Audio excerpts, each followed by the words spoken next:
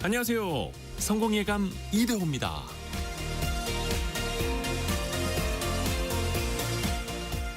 우리의 앞날은 변화라는 단어로 압축됩니다. 기술도, 산업도, 도시도, 인간관계도 변하지 않고 과거 그대로 남는 건 없죠. 어떤 건 과거의 경험이 현재의 지혜가 될 수 있고, 반대로 어제 배운 지식이 오늘의 정답이 아닐 수도 있죠. 소용돌이 같은 변화 앞에서 휩쓸리지 않고 방향을 잡기 위해선 유연한 사고와 꾸준한 학습이 필요합니다. 찰스 다윈은 이렇게 말했습니다. 가장 강한 종이 살아남는 것이 아니고 가장 지적인 종이 살아남는 것도 아니다. 변화에 가장 잘 적응하는 종이 살아남는 것이다. 성공예감 이대호입니다. 시작합니다.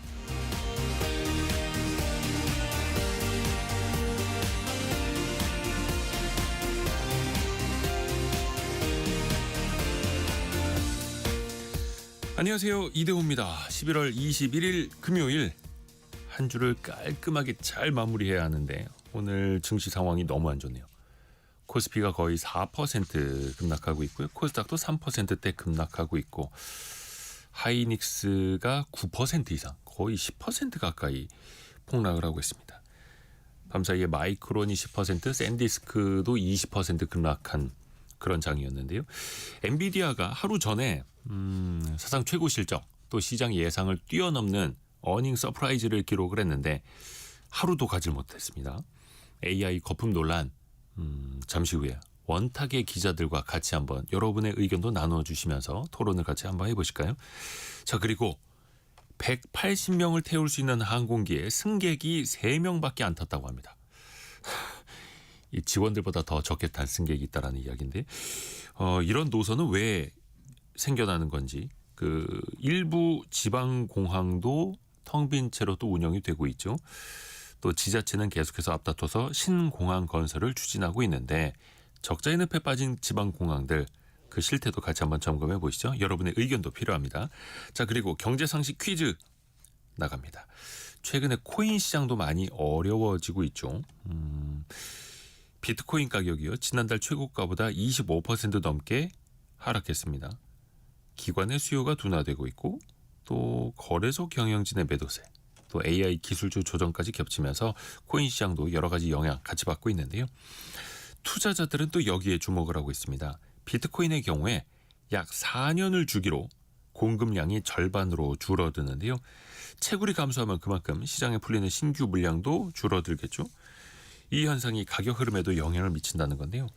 과거 사례를 보면요. 이 시점을 전후해서 최고가가 나온 뒤에 또 일정 기간 조정 국면을 겪는 그런 패턴이 반복됐다라는 겁니다. 물량이 반으로 감소하는 주기를 뜻하는 세 글자인데요. 비트코인의 채굴량이 반으로 줄어드는 시기, 약물이나 방사성 물질에도 이 단어가 쓰이죠. 세 글자 정답을 맞춰주시면 됩니다. 이거 아까 그 힌트가 나갔는데 이거 다시 한번 강조해 드릴게요. 잘 들어주세요. 물량이 반으로 감소하는 주기를 세 글자로 맞춰주시면 됩니다. 짧은 문자 50원, 긴 문자 100원이 되는 샵 9730, 또 KBS 콩이 열려 있고요. 추첨을 통해서도 선물을 보내드립니다. 또 KBS 콩과 유튜브를 통해서도 언제든지 함께 하시죠. 성공예감 이대호입니다. 자주 검색하시면 성공이 가까워집니다.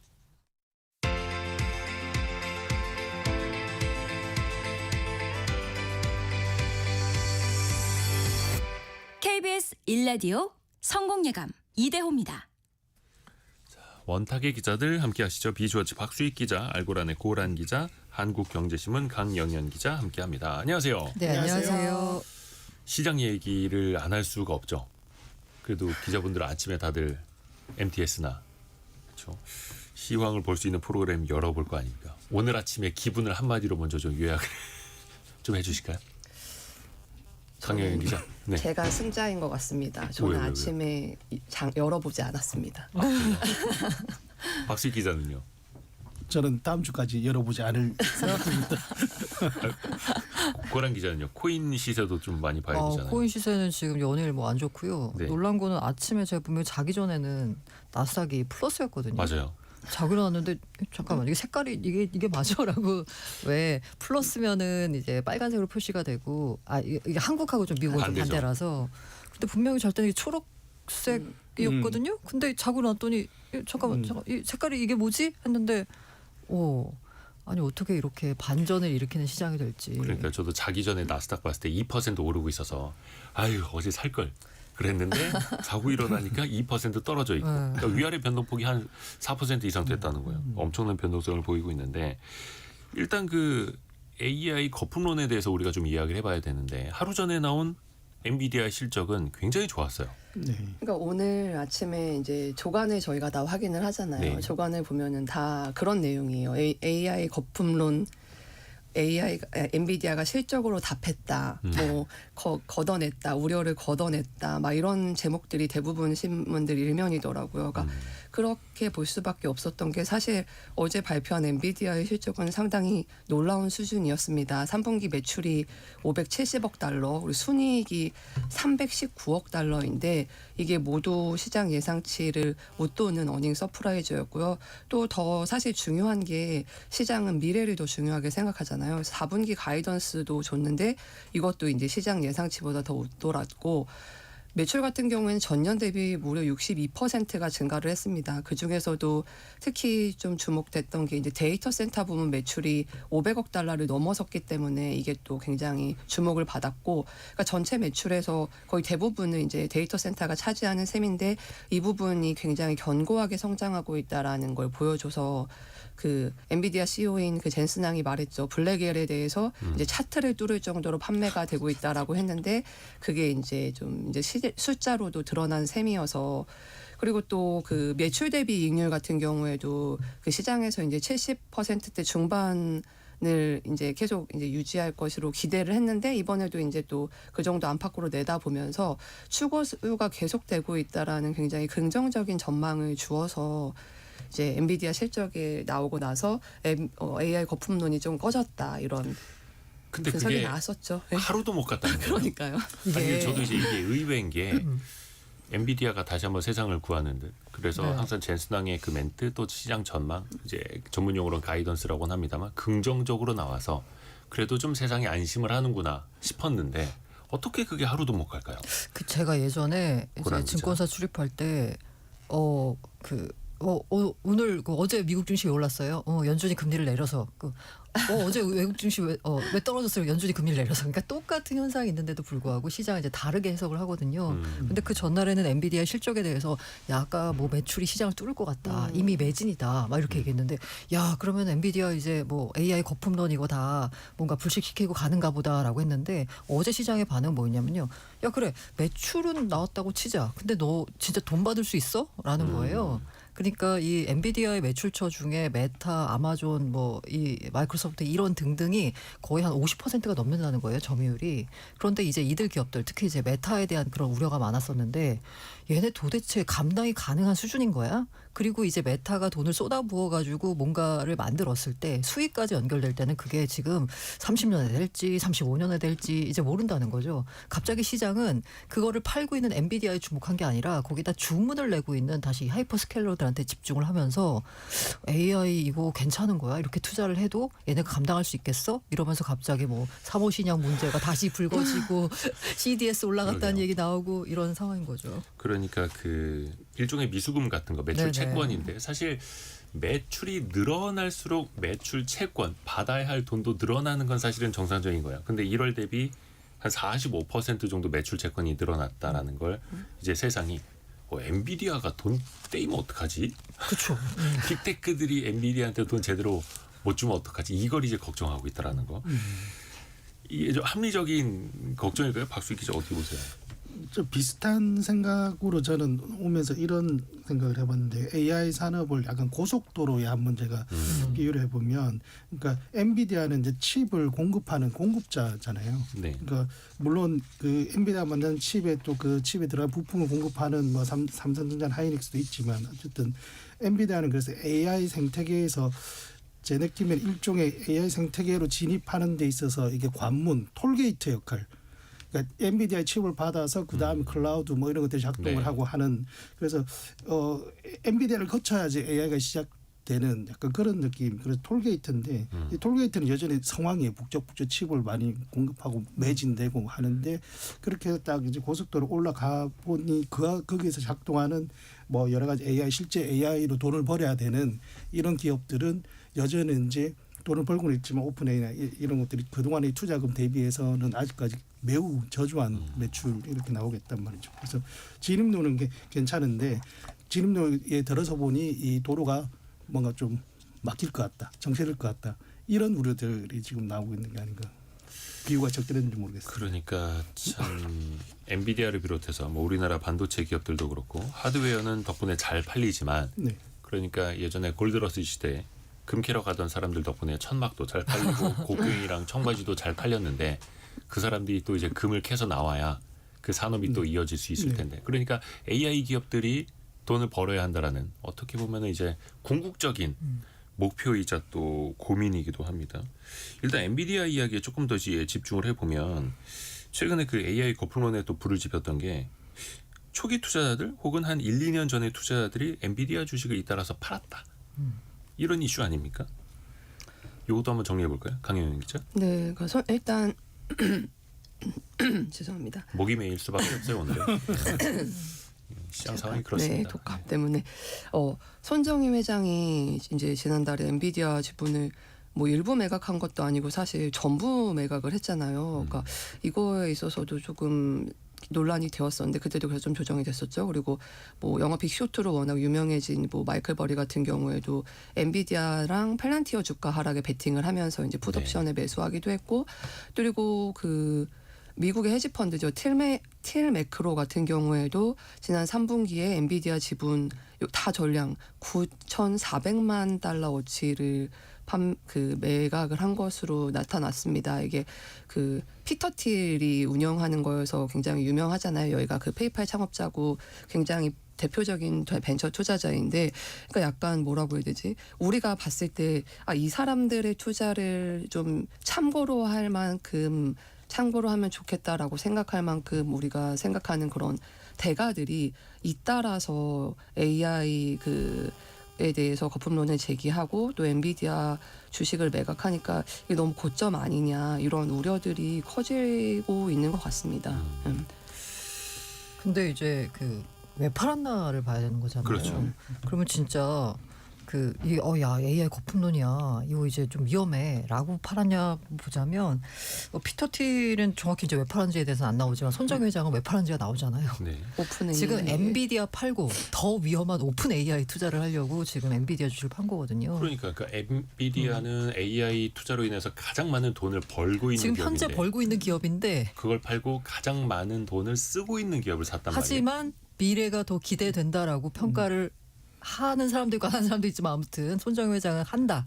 미래가 더 기대된다라고 봤기 때문에 오픈AI에 대한 투자금을 해야 되는데 돈이 없다 보니까 지금 현재 돈을 잘 벌고 있지만 어느 정도 이제 오른 만큼 올랐다라고 판단되는 엔비디아를 팔고 오히려 오픈AI에다 올인을 했어요. 네. 지금 만약에 오픈AI가 올인이죠. 이게 예를 들어서 뭐 이런 말씀드리면 그렇지만 코워크 스페이스 갑자기 공유 오피스 생각이 안 나네. 위워크 위워크. 꼴이 나면 지금 이게 본진 자체가 완전히 무너질 수도 있는 그런 상황까지 지금 베팅을 하고 있는 겁니다. 손정희 회장은. 그러니까 그 AI 측면에서 어떻게 보면 이제 가장 기술적으로도 앞서 나가는 기업이 오픈AI고 가장 많은 투자를 또 끌어모으고 있고 그래서 얼마 전에는 샘 알트먼이 미국 정부에다가 지급 보증이라도 해달라. 그건 CFO가 얘기한 거고 이제 샘 알트만은 나와가지고 좀 수습하는 발언을 했었죠. 그런데 그 정도로 투자는 지속되어야 하고 AI 개발을 멈출 수도 없고 그런데 천문학적인 돈은 들고 투자자들은 불안해하니 우리가 망하면 미국이 흔들릴 수밖에 없다. 거의 이런 거 아닐까요? 거기에 대해서 백악관은 니네 망해도 괜찮아. 어차피 딴 데도 많아라는 식으로 다 반응을 했죠. 근데 약간 이제 고란 선배 말했지만 네. 약간 그 AI에 대해서 거품 논쟁이 있는 거잖아요. 네. 그러니까 어느 쪽 한쪽으로 치우치지 않았다라는 거는 확실한 것 같아요. 왜냐하면 저는 좀 놀랐다고 해야 되나? 최근에 좀 재밌게 본 기사 중에 하나가 이제 워런 버핏이 구글에 투자한 건데 네. 사실 이제 워런 버핏이 이제 곧 은퇴한다고 해서 막 그 마지막 주주초안 성안도 보내고 해서 다들 읽어보고 약간 마음이 짠하기도 하고 그랬었잖아요. 네. 근데 이제 워런 버핏이 이제 거의 마지막으로 이제 투자를 하는 건데 그걸 구글에 투자했다라는 게 뭐 워런 버핏이 했을 수도 있고 그 후계자가 결정을 했을 수도 있겠지만 지금 벅셔 해서웨이 같은 경우에 그 상당량의 현금 보유를 늘릴 만큼 미국 시장의 전체적인 것이 너무 고평가됐다라는 평가를 하고 있던 기업이 구글에 투자를 했다라는 게 좀 인상적이더라고요. 특히 그동안 워런 버핏 같은 경우에는 능력 범위라는 걸 굉장히 강조하잖아요. 그래서 그렇죠. 자기가 잘 모르는 기술도 투자는 하지 않았고 뭐 애플 투자한 것도 자기는 약간 소비재 중심으로 생각을 했었다라고 할 정도였는데 구글에 투자했다는 게 어느 정도 또 그런 것을 가능성을 본 게 아닌가라는 생각이 들어서 그러니까 어느 한쪽으로 치우치지 않고 조금 가고 있지 않나라는 그러게요. 생각이 그러니까 들어요. 모두가 한 방향으로 예스만 외칠 때가 사실은 제일 그게 위험한 맞습니다. 건데 저도 참 이례적이라고는 보거든요. 이 AI 거품론에 대해서 이렇게 뜨거운 논쟁이 벌어지는 거. 왜 주식은 불안을 타고 오른다라는 말도 있지 않습니까? 근데 이제 불안해요. 어쩔 수 없이 불안하고 그래서 뭐 흔들리고. 많은 분들이 이 버블 아니다. 야 버블 때는 모두가 가자만 외치지 한쪽에서 맞는 것 위험해 같습니다. 위험해 경고하는 목소리가 없다는 거예요. 그렇죠. 그래서 또 이제 과거의 위험 신호들을 하나둘씩 꺼내드는 사람들이 있는데 이른바 2008년 금융위기 때 정말 많이 들어봤던 그 CDS 프리미엄이라고 하는 거. 일종의 부도 위험에 베팅하는 파생 금융 상품이잖아요. 요런 이야기가 최근에 다시 나와요. 그 최근에 헤지펀드 사바 캐피털 매니지먼트라고 하는 곳이요. 오라클, 마이크로소프트, 메타, 아마존, 구글, 모의사인 알파벳 요거 CDS 상품을 만들어서 판매를 했는데 네. 완전 잘 팔렸대요. 그러니까 이게 일종의 보험이잖아요. 그렇죠. 야 은행들 너희들 지금 그 빅테크들이 발행한 채권들 많이 샀지. 그런데 그거 혹시라도 부도가 날 수도 있잖아? 라고 하면서 이걸 팔았더니 많이 팔렸다는 거예요. 수수료가 이게 각각의 위험에 따라서 이게 다른데 대충 한 0.3, 막 0.5 이렇게 되거든요. 근데 그 발행한 채권을 은행들이 샀을 때 사실 그 회사들이 망한다라고 보기에는 조금 뭔가 지금 어차피 사업도 잘하고 있고 지금 상황으로서는 망할 확률이 거의 없다라고 본데도 불구하고 혹시라도 망하면 은행 전체의 수익성에 굉장한 심대한 타격을 입히니까 야 안 망해도 그냥 비용으로 치자라고 해서 0.3, 0.5% 수수료를 내고서 그냥 그 CDS 보험을 가입한다는 거예요. 그 정도로 이제 불안 심리가 있다라는 맞습니다. 방증이기도 하고. 네. 물론 이제 그게 뭐 2008년 금융위기 때처럼 터질지는 모르겠으나 어찌됐든 간에 불안 심리를 또 반영한 하나의 지표이기도 하고요.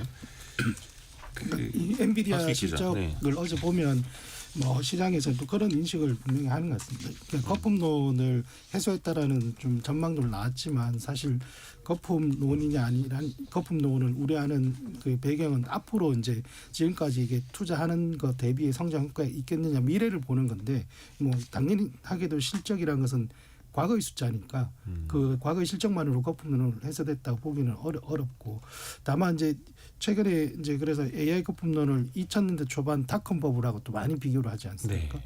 근데 여전히 이게 역사적으로 증명하는 게 되돌아보면 그 당시에 닷컴 버블이 존재를 했고 또 정말 수많은 인터넷 기업들이 파산을 하고 시장이 엄청나게 이제 하락하고 했단 말이죠. 그런데 지금 그렇게 보면 그 인터넷 기술은 더 발전했고 그 이후에 그렇죠. 더 생존하는 기업들 네이버 건재하고 이렇게 되는 그래서 기술의 방향성을 바꾸거나 하지는 않는 거죠. 그래서 거품은 생기고 꺼지더라도 기술은 남는다 이런 말이 있었고요.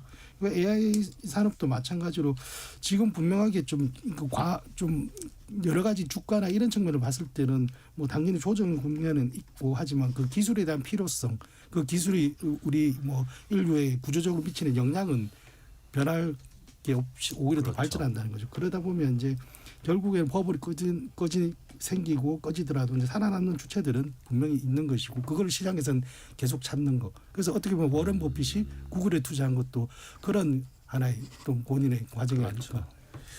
그러니까 왜 버블은 산업과 기술을 남긴다는 말 그게 맞는 거죠. 그래서 지금 나오고 있는 버블 논란은 이 AI 기술의 실체가 있다 없다가 아니라 네. 그걸 과연 우리가 얼마에 투자할 것인가, 투자가 지속될 수 있을 것인가 그거에 대한 이제 물음이 사실은 본질인 거죠. 기자분들도 이제 AI 서비스 없으면 그 일하기 힘들 거 아닙니까? 많이 쓰죠. 시장이 많이 안 쓰죠. 좋아서 그런 거죠. 그렇죠. 그래서 기자들도 많이 씁니다. 사실은 그럼요. 이제. 그러니까 그 그래서 기술적으로는 문장력이 좋아지고 있어요. 예. 그러니까 기술적으로는 사실은 의심할 여지는 없는 것 같고 다만 이걸 이제 투자하는 금융시장에서 나오고 있는 그 거품론이라는 게 또 이제 중심이기도 하고요. 앞에서도 이야기를 했습니다만 워런 버핏 같은 경우에도 구글에 투자를 했고 다만 이제 구글이 또 AI뿐만 아니라 제가 봤을 때는 워런 버핏이 이제 구글을 생필품 정도로 보는 것 아닌가. 생활 필수제로. 예전에 애플을 그런 식으로 투자를 했듯이. 그렇죠. 오픈 AI 아까 이야기 잠깐 했습니다만 가장 많은 투자 자금을 끌어들이고 있고 손정희 회장의 소프트뱅크도 또 여기다 좀 이제 천문학적인 투자를 또 이어가고 있고 어떤 분들은 그런 말씀들을 하더라고요. 오픈 AI가 상장하는 그때가 혹시 꼭지가 되지 않겠는가. 역사적으로 그래 왔다들 하더라고요. 근데 아직 상장 소식은 안 없는 하겠다고 거죠. 아직은. 아직은. 없다. 아니, 그러니까 계획은 없다라고 하는데 현재 네. 상황으로서는 없다는 거지. 뭐 할 수도 있겠죠. 네. 그것도 어마어마한 투자를 받았으니 그렇죠. 투자를 받았다라는 건 또 상장을 할 수밖에 없다는 이제 반증이기도 할 테고요. 요즘에 그 AI 스타트업들이 더 힘들어지고 있다는 얘기가 있어요. 지금 AI가 이른바 그 1등만 먹는 시장이잖아요. 그리고 여기 어쨌든 AI를 하려면은 AI 단의 서비스를 하려고 하면 일단 인프라가 갖춰져야 되다 보니까 이 돈 싸움이거든요. 근데 스타트업은 당연히 돈이 없죠. 그렇기 때문에 이들 스타트업이 설 자리가 점점 없어진다라는 얘기들이 지금 나오고 있는 상황입니다. 그러니까 왜 그 AI 스타트업들이 이른바 LLM이라고 하는 서비스를 그러니까 원초적인 그 기술을 이용을 해서 응용을 하는 활용을 하는 서비스들을 이제 부가가치 창출하면서 내놨었는데 그걸 다 이제 빅테크들이 직접 해버린다는 거잖아요. 굳이 그 스타트업 서비스를 쓸 이유가 없다라는 거죠. 근데 또 한편으로 제가 이제 이런 얘기를 들은 게 이제 몇 년이 됐는데 그 최근 지금 몇 년 동안 이제 VC라든지 이런 분들을 만났을 때 들은 얘기가 그 스타트업 투자할 때 AI가 붙어 있는 기업에만 투자를 한다는 거예요. 그러니까 사실 그동안 몇 년 동안 그 AI를 붙여 넣었다는 이유로 그 스타트업들한테 돈이 굉장히 많이 들어갔다는 거죠. 그러니까 이제 지금은 이제 그런 쪽으로 뭐 빅테크들의 영향력이 커지고는 있지만 그래서 그런 쪽으로 봤을 때 신생 스타트업들도 피해자라기보다는 이제 하나의 생태계의 구성원으로서 좀 작용을 같이 커오지 않았나라는 생각도 들긴 하더라고요. 이제 앞으로가 더 큰 문제긴 하겠지만. 그렇죠. 그 무한 경쟁, 심지어 그 빅테크들마저도 천문학적인 돈을 끌어들이면서 마이크로소프트, 아마존, 메타, 구글 알파벳, 오픈 AI 등등등. 그 사티아 나델리 CEO도 이야기를 했습니다만 멈출 수도 없는 거고 필연적인 거품이다. 그러니까 산업적으로 봤을 때는 여기에서 누구도 먼저 브레이크를 밟을 수도 없고 거품인 거 알면 딱 이 한마디로 요약이 되더라고요. 그래서 그럼 멈춰? AI 하지 마? AI 투자 멈춰? 이렇게 반문을 하는 거죠. 그렇게 가는 와중에 이제 또 의미 있는 최근에 아마존의 창업자 이제 제프 베조스도 이제 아까 말씀하셨던 AI 스타트업에 본인이 이제 직접 다시 뛰어들면서 컴백을 한 거죠. 그것도 본인 돈까지 넣어서 다른 투자금 받아가지고 우리나라 돈으로 한 9조 원 정도 어마어마하죠. 사실 스타트업이라고 해야 되나 싶을 정도로 9조 원을 이런 자금을 마련해서 이제 본인도 넣어서 했고 그만큼 이제 어떻게 보면 본인 자금을 넣어서까지 이렇게 만드는 게 아직까지는 이 AI 산업 자체가 무궁무진하다 이렇게 판단하는 그런 해석들도 있고 네. 어떤 그런 상황이 또 의미 있게 좀 전개가 되는 것 같습니다. 그러게요. 물론 이제 이것도 계속해서 우리가 구분해봐야 하는 게 AI라는 기술 그리고 산업이 커져가고 발전하는 것과 투자 시장에서 금융 시장에서 또 우리가 주가라는 것으로 받아들이는 것은 또 별개의 이야기일 수도 있겠고 왜냐하면 또 금융 시장은 그 6개월, 1년, 2년 또 앞서가다 보니까 우리의 고민이 또 커지는 거죠. 참고로 이 시각 현재 삼성전자가 4.47%, 하이닉스는 8% 아이고. 하락이죠. 하락을 하고 있죠. 설마 오늘 올랐다고 하면은 그랬으면 좋았겠으나 해서 코스피는 현재 3,868에서 3.4% 밀리고 있습니다. 와, 요즘은 코스피 지수가 3%씩 왔다 갔다 하는 건 그냥 예상 얘기네요. 하루에 2, 3% 그 변동성이 그러니까 이게 참 신기한 게 지난 4월 초 2,240을 바닥으로 해서 4,200까지 올라왔잖아요. 근데 증시가 올라가면서 변동성 지수가 계속 같이 올라온 좀 특이한 그런 흐름들이 이어지고 있죠. 자, 우리가 경제상식 퀴즈 한 번 더 내드리고 두 번째 이슈로 넘어가겠습니다. 7045님. 세월이 흐르고 나면 확신이 서겠지요라고 또 보내주셨는데. 자, 오늘 그런 얘기도 하죠. 확신이 설 때는 기회는 같다고. 그렇죠. 그래서 항상 반신반의 할 때가 또 기회가 남아 있을 때일 거고요. 자, 오늘의 경제상식 퀴즈 정답은 이제 세 글자인데요. 비트코인도 최근에 많이 빠졌습니다만 약 4년을 기점으로 공급량이 절반으로 줄어들죠. 그 채굴할 수 있는 양이 4년마다 절반씩 줄어든다고 하는데요. 그거를 세 글자로 이렇게 부릅니다. 역사적으로도 이 비트코인 같은 경우에 이 시점 이후에 급등과 급락 사이클이 반복돼 왔죠. 또 이 용어는요, 가상자산뿐만 아니라 약물이나 방사성 물질이 절반으로 감소하는 기간을 말할 때도 사용을 합니다. 그 기간을 맞춰주시면 되는데요. 이승규님, 내 주식 가치가 하루 만에 반감됐네요. 미수까지 썼더니. 그래서 그 외에 신용과 미수는요, 시장이 정말 저기 밑에 있을 때 써야지. 좀 여기까지만 말씀드리고요. 그리고 2511님, 요새 유치원에 가면 애들 반은 감기를 걸렸대요. 아이들 건강에 걱정되네요. 감기 조심하세요라고. 반은 감기 걸렸다는. 센스 있으시네요. 그치. 그리고 4155님, 정답 세 글자 맞춰주셨고요.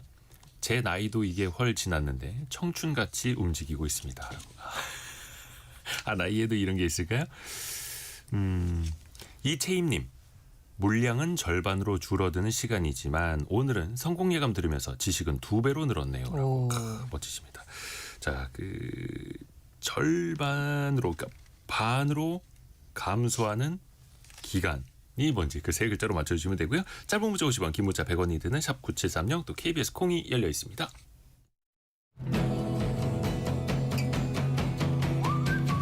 오늘의 움직임에 주목하고 세상의 흐름을 놓치지 않습니다.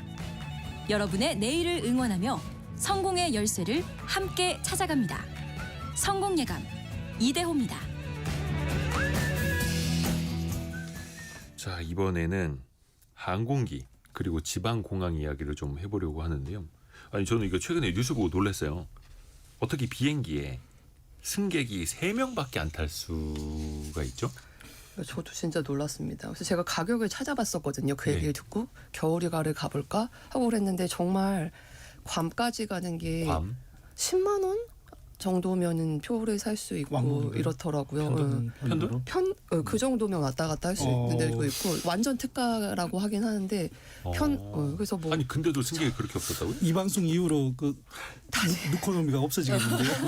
아니 이게 이른바 눕코노미라고 누가 하더라고요. 네. 이코노미석은 진짜 왜 거의 앞좌석에 무릎 닿을 정도로 불편한데 사람이 누워서 없으니까 가도 되죠. 누워서 갈 수 있다고. 근데 어떻게 이런 일이 생긴 거예요? 그러니까 이게 일단 괌이 대표적으로 말씀하신 누코노미 이게 상징처럼 요즘에 느껴지는데 뭐 여러 가지 원인들 굳이 찾아보자면 괌 대체할 만한 다른 여행지들도 많다. 비슷한 그리고 괌은 어쨌든 미국령이잖아요. 미주 노선에 해당하니까 달러화를 쓰는데 환율 부담으로 여행 경비가 비쌌다.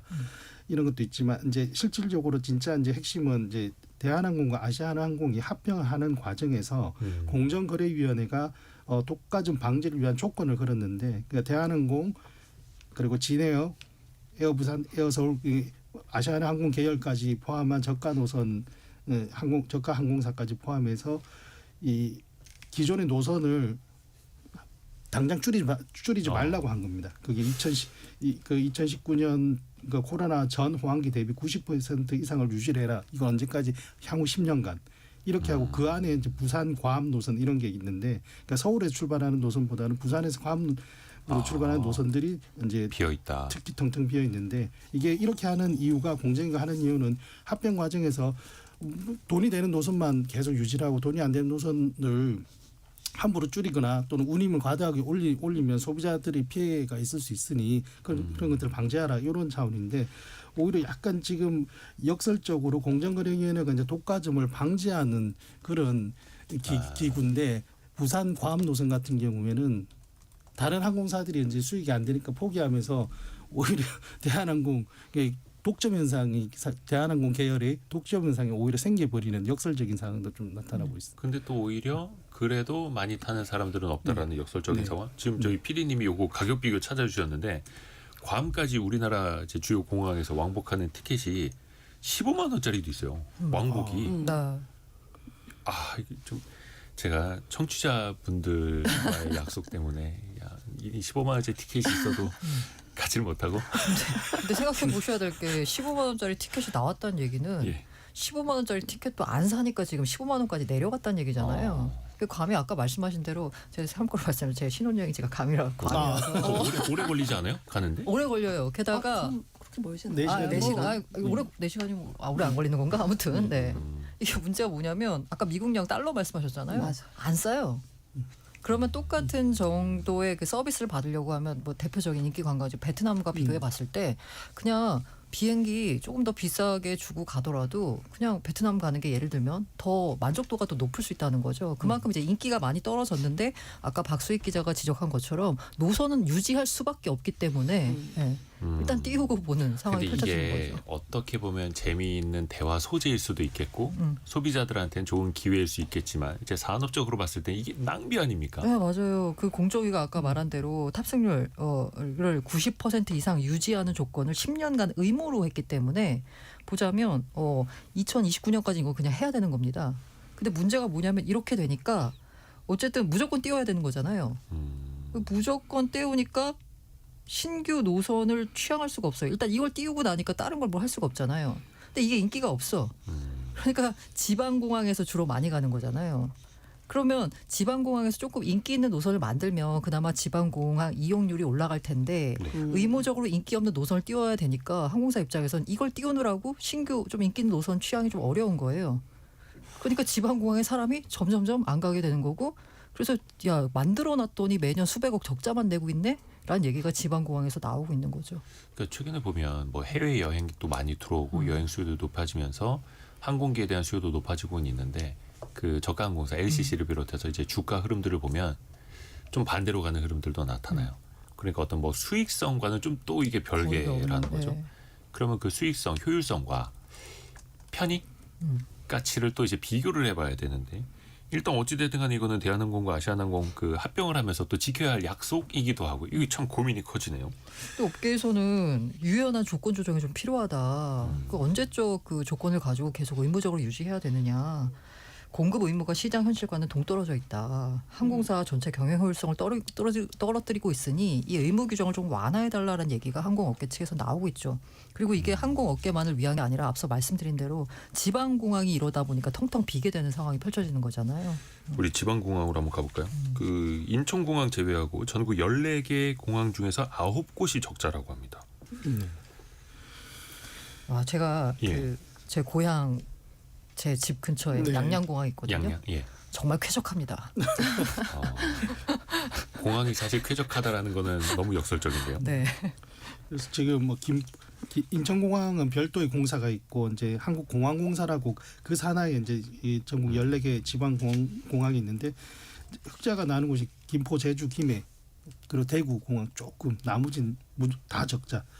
상황인데 이게 뭐 아까 고란 기자께서 말씀하셨듯이 그런 인기 노선, 비인기 노선 좀 의무적으로 지켜야 되는 규정도 있지만 제 생각에 좀 더 넓게 보면 이게 지금 최근에 이제 대통령실에서도 공개적으로 언급을 했죠. 정부 예산이 들어간단 말이죠. 지방공 왜냐하면 공항시설법이란 거에 따라서 공항 개발은 국가가 하도록 되어 있는 겁니다. 그래서 국가 그리고 국토교통부 그리고 국토교통부 산하기관인 공항공사가 예산을 다 부담하는 거예요.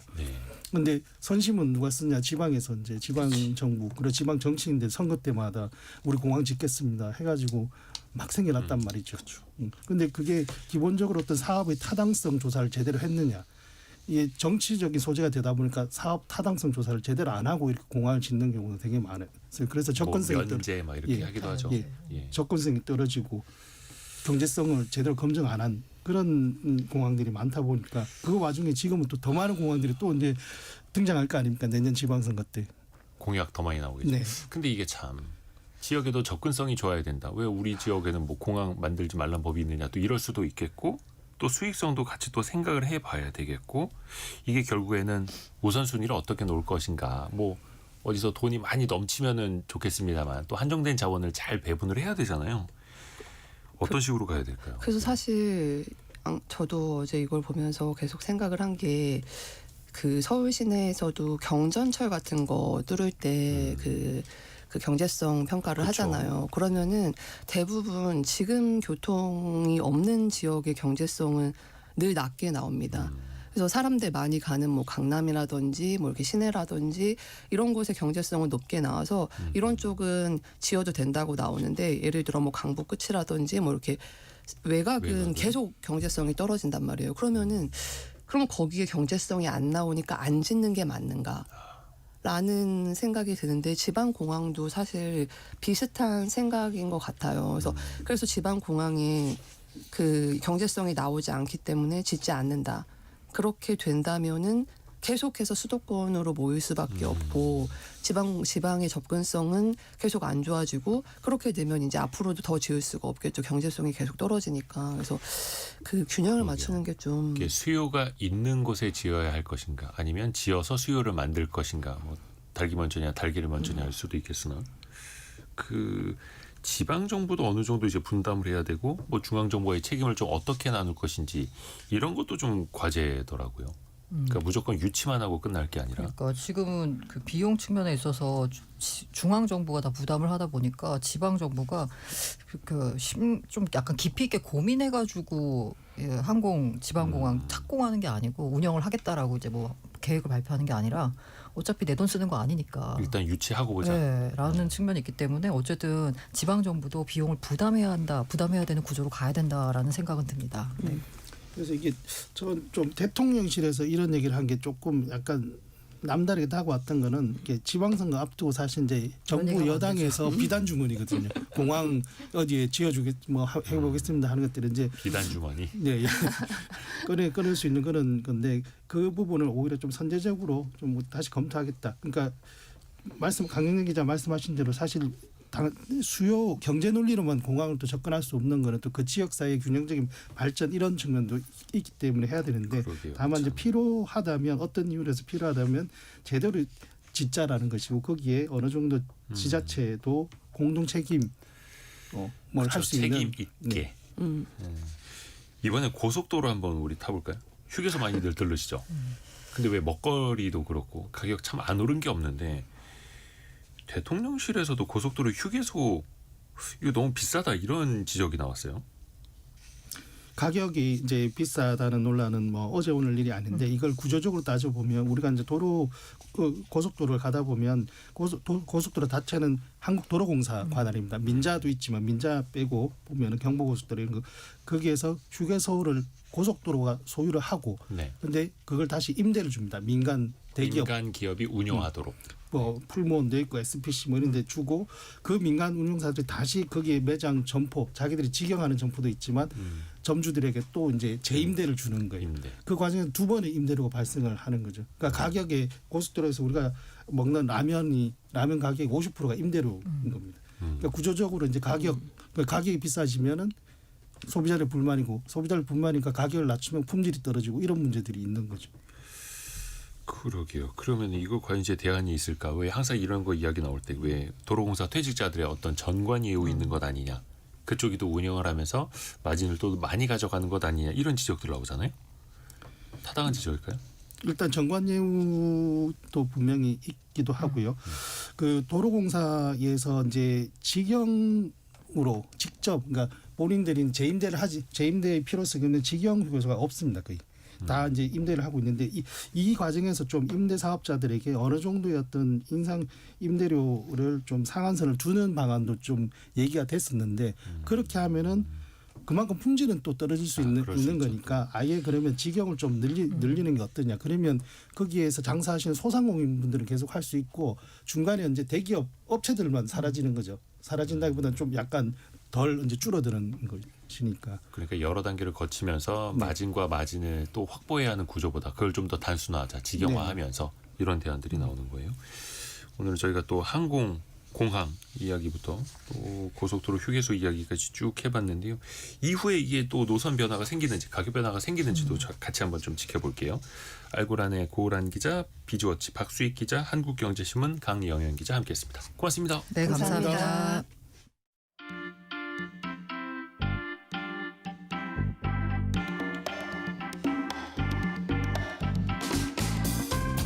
지금 여러분께서는 KBS 1라디오 성공예감 2대호입니다를 듣고 계십니다. 프로그램에 참여하신 청취자 여러분께는 추첨을 통해 아름다운 식탁 창조 주비푸드에서 뿌리 담은 리얼 생와사비를, 쉽고 빠른 판촉물 제작 시너지 기프트에서 고속충전 마우스패드를, 그리고 성공예감에서 준비한 커피 쿠폰을 보내드립니다. 당첨자는 성공예감 2대호입니다 홈페이지에서 확인하세요.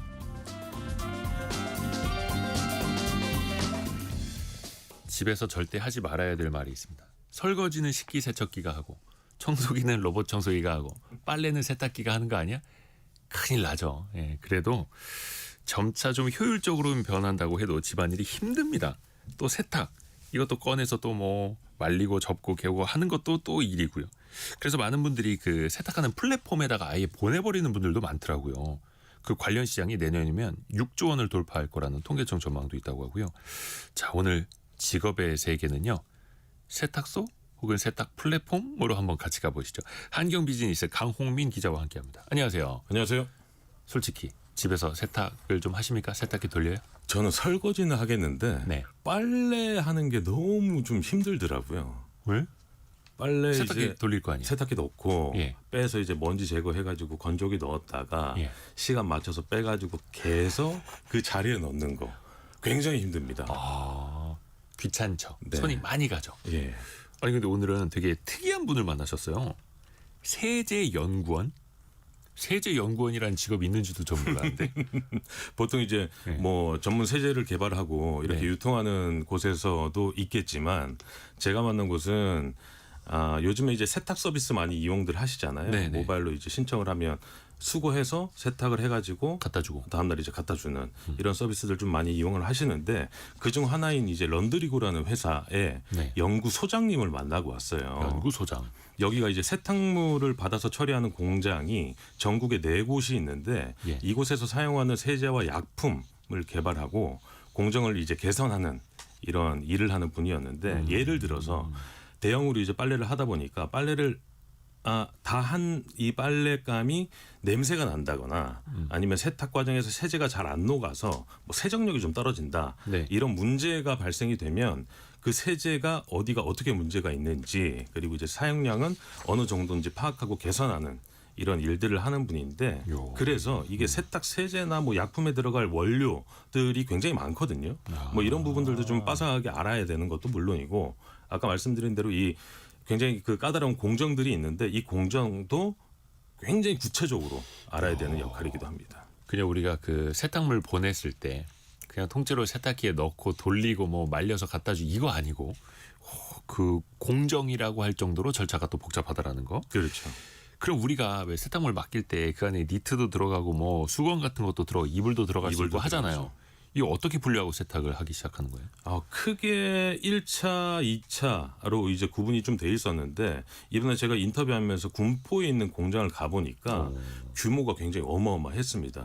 우선 1차로는 이제 빨랫감이 들어오면 다 섞여 있기 때문에 뭐 셔츠 그리고 생활 빨래, 양말, 수건, 속옷 아까 말씀하신 대로 이런 생활 빨래들을 좀 구분을 하고 그리고 이불 같은 리빙류도 이제 나눕니다. 그리고 이제 그 뒤에 색깔로 구분을 하는데 뭐 흰색 셔츠다 아니면 색깔이 있는 유색 셔츠다 이렇게 구분을 하게 되고 그리고 드라이를 할지 아니면 물빨래를 할지 이것도 좀 나뉘어진다고 합니다. 뭐 청바지 잘 나눠야죠. 그거. 그렇죠. 뭐 청바지라고 해도 이제 뭐 드라이나 아니면 물빨래 해야 되는 게 있기 때문에 이게 1차 분류로 이제 나눠지고 그 다음에는 전부 사람이 하는데 보통 이제 옷에는 케어 라벨이라고 해서 세탁을 네. 어떻게 하세요? 뭐 이렇게 표시가 좀 돼 있잖아요. 네. 근데 이게 그 들어오는 빨랫감에는 없는 게 굉장히 많다고 해요. 그래서 사람이 직접 손으로 만져보고 눈으로 봐서 이 세탁물이 어떤 특성이다. 야, 그 뭐- 많은 빨랫감을요? 그렇죠. 일일이 손으로 만져가지고 이렇게 구분을 하고 있다고 합니다. 이게 진짜 빨래가 섬세해야 됩니다. 손도 많이 가고 0501 쓰시는 분이 저는 빨래가 저의 기쁨이에요. 햇빛 쫙 내리쬐는 날에는 건조기가 있어도 빨래를 널고 싶어져요. 남편이 세탁기를 돌리면 너무 화가 나요.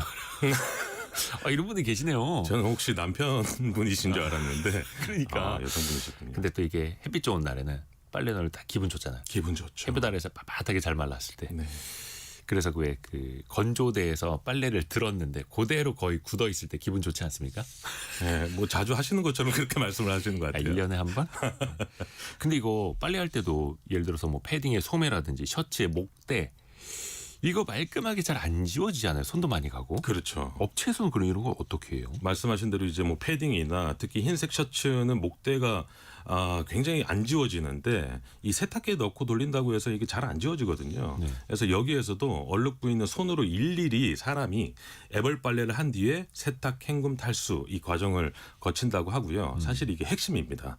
이 찌든 때나 오래된 얼룩을 없애기 위해서 이분들이 이제 자체 약품을 개발하고 있었는데 네. 시중에 나와 있는 약품들도 굉장히 많습니다. 근데 이게 대형으로 하고 그리고 얼룩들이 굉장히 다양하다 보니까 이 세정력을 좀 높이기 위해서 각 얼룩마다 세탁물에 따라서 효과 높은 세제 그리고 약품들을 개발하고 있었습니다.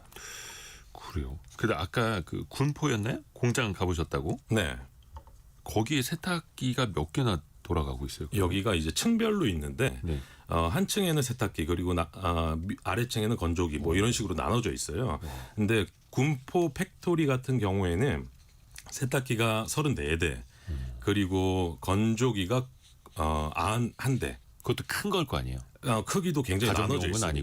아니고. 그렇죠. 그리고 또 이제 24시간 풀로 이 돌리고 있기 때문에 굉장히 좀 가면 어마어마합니다. 규모가. 그러니까 이 세탁 플랫폼에서 일하시는 연구원을 만난 오늘 직업의 세계 이야기하고 있는데 근데 이분의 이력이 특이하다면서요.